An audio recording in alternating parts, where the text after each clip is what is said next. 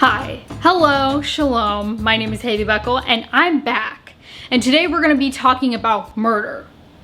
Well, not exactly murder, it's more like accidental murder, but it's still murder.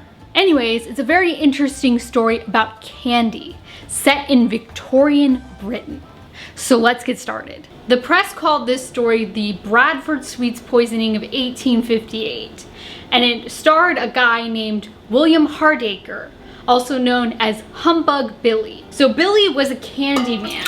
He would sell sweets from a stall in Green Market in Bradford, England. So Billy would buy his candies from Joseph Neal, who would make these lozenges just a few hundred yards down the road. One day he asked Neal to make him some peppermint humbugs, or peppermint lozenges, hard candy, you get the idea. But sugar prices were so high, Billy couldn't afford to buy a bag of real sugar. So instead he bought a sugar substitute called Daff. Daff was made of plaster Paris, powdered limestone, and sulfate of lime. On October 18th, 1858, Neal sends off one of his employees to buy 12 pounds of Daff from the local druggist Charles Hodgson. When the boy arrives in the shop, he finds out that Hodgson is really sick and that William Goddard was hired to fill his spot. And Goddard didn't really know what he was doing. So he tells the sick boss that this guy is here to buy some Daff, and the old man refuses. Hodgson tells Goddard that he is not to sell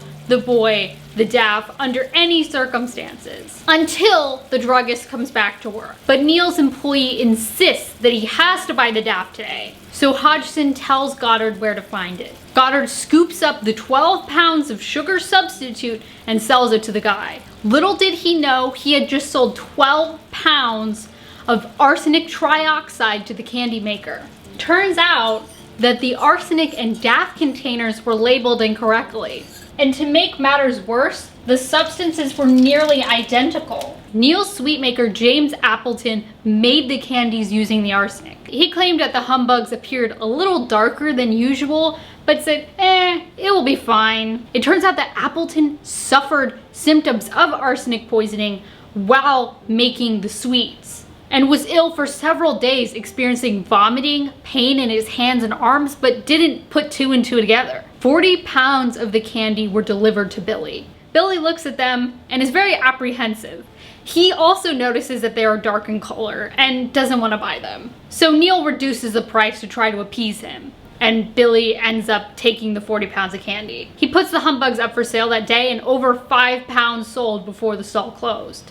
The candies were sold for 3 halfpennies per 2 ounces. A little after the sweets were sold, 2 young boys died, and numerous others experienced terrible symptoms of vomiting, retching, throat pain, throat burning, diarrhea, as well as intense thirst and abdominal pain. Billy also became ill after tasting the sweets. 21 people died and 200 people were in the hospital because of this. The first few deaths were thought to be of cholera because there was an outbreak at the time, but the piling up of deaths led authorities to look elsewhere, and it led them to Billy's stall. Goddard was arrested and stood before magistrates in the court on November 1st. Hodgson and Neal were later committed for trial with Goddard for manslaughter.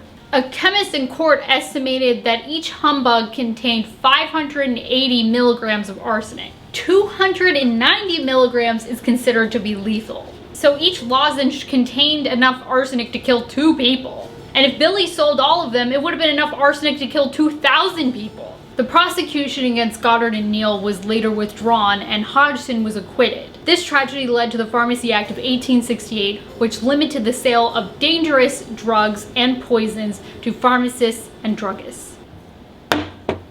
And that is the story of the Bradford sweets poisoning of 1858. A very interesting story, but also a tragedy. And so here we have my attempt at peppermint humbugs. And they look like a bunch of clear boogers. Definitely not a candy maker, definitely do not have a future in that profession, but I tried. So let's try to give one of these a taste and see if I can, break a tooth on this. Cheers.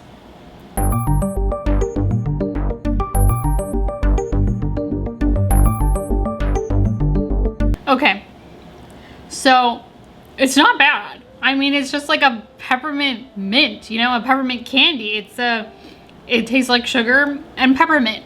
Definitely does not taste bad. Definitely need to go brush my teeth a few times after this, but it looks horrible. So would I recommend someone attempting to make these peppermint humbugs? Sure. Just maybe use food coloring and don't make it like I did. And that is it for now. If you enjoyed this, please let me know. If you did not enjoy it, please let me know. And if you have any suggestions for future cooking videos, please let me know. I'm gonna go brush my teeth now. Bye-bye.